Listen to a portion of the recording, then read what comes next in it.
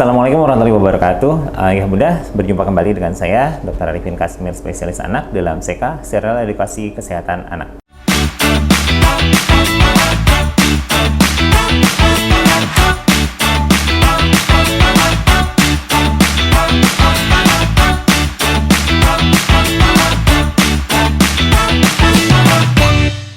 Kasus batuk pilek merupakan kasus yang lazim kita temukan pada anak-anak, termasuk pasti yang membawa ayah dan bunda untuk berobat. Nah, tahukah ayah bunda, kalau batuk pilek yang tidak berkesudahan itu dapat berujung satu penyakit yang juga bisa berakibat fatal, yang kita kenal sebagai pneumonia. Apa itu pneumonia? Yuk, kita bahas lebih lanjut setelah ini. Apa itu pneumonia?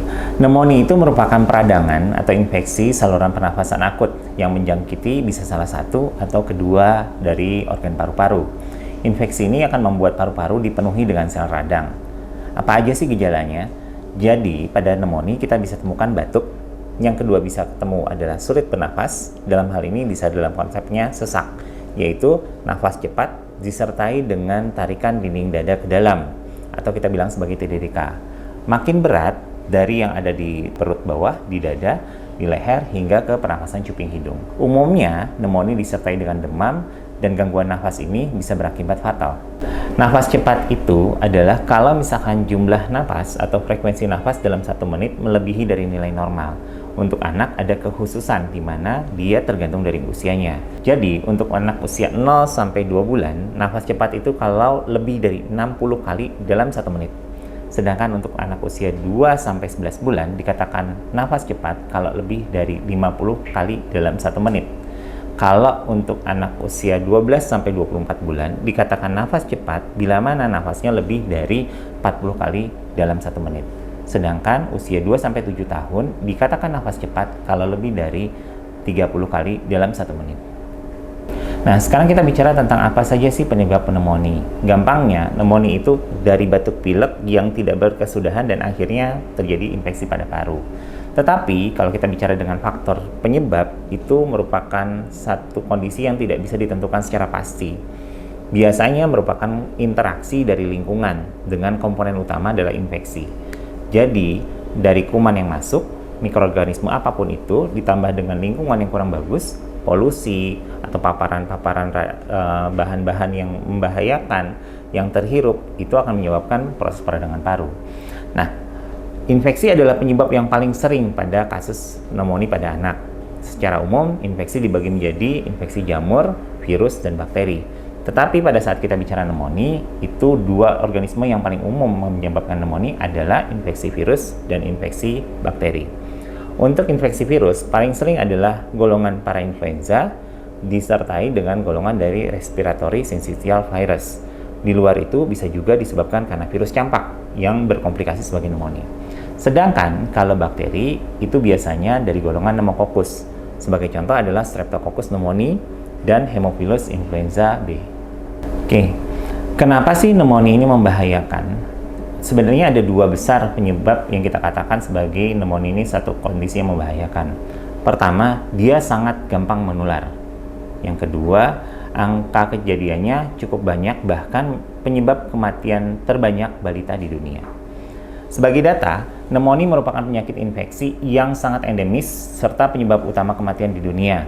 Berdasarkan data UNICEF tahun 2019, akibat pneumonia, ada 800.000 balita di dunia meninggal setiap tahunnya, atau sekitar 200.000 per harinya. Atau lebih ekstrim bisa kita katakan, 1 anak meninggal setiap 39 detik. Di Indonesia, datanya tahun 2020, ada 14,5% kematian bayi 0-11 bulan itu terjadi akibat pneumonia. Dalam setahun, ada lebih dari 19.000 kematian balita, dan itu karena pneumonia.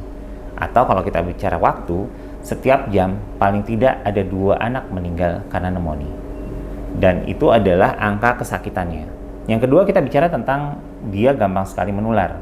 Menularnya itu sangat cepat, seperti halnya pneumonia merupakan infeksi pada paru-paru, penularannya akan sangat mudah melalui udara. Dan dalam hal ini, kasusnya sangat cepat menular. Kita masuk dalam topik terakhir hari ini, bagaimana cara mencegah pneumonia. Cara mencegah pneumonia sebenarnya ada 5 upaya dasar yang bisa kita kerjakan. Yang pertama, upayakan ASI eksklusif, artinya 0-6 bulan gunakan ASI, kalau bisa extend sampai 2 tahun. Yang kedua, pemberian makanan tambahan sesuai dengan usia dan kebutuhannya. Yang ketiga, seperti program yang dilakukan pemerintah, dilakukan suplementasi vitamin A. Dan yang keempat, kita bicara tentang sesuatu yang kita sudah pelajari selama pandemi ini, PHBS. PHBS adalah perilaku hidup bersih sehat. Dua kata kunci utama adalah sering mencuci tangan, dan dalam hal ini secara penelitian menurunkan 50% kasus dari kejadian pneumonia. Yang kedua adalah menggunakan masker, terutama pada saat batuk, disertai dengan etika batuk yang benar. Dan ini berlaku untuk semua, baik yang dewasa ataupun anak-anak. Nah, komponen kelima dari pencegahan adalah dengan melakukan vaksinasi atau imunisasi. Dilaporkan dengan penggunaan vaksinasi yang tepat dan dengan cakupan yang tinggi, angka kematian dan kesakitan karena pneumonia bisa turun sampai 80%. Nah, dalam hal ini sudah ada vaksin yang beredar untuk mencegah pneumonia. Di Indonesia, itu ada vaksin Haemophilus influenza B yang digabung dengan vaksin DPT yang diberikan pada saat usia 2, 3, 4 dan selanjutnya, dan ada vaksin pneumococcus atau kita katakan sebagai vaksin PCV. Terkait pencegahan dengan vaksinasi, terutama spesifik dalam PCV, akan kita bahas pada episode berikutnya. Semoga bermanfaat pada pertemuan kita kali ini. Semua yang benar datangnya dari Allah, yang kurang benar ataupun kurang tepat adalah ketidaksempurnaan saya. Mohon dimaafkan. Kita ketemu pada serial berikutnya. Wassalamualaikum warahmatullahi wabarakatuh.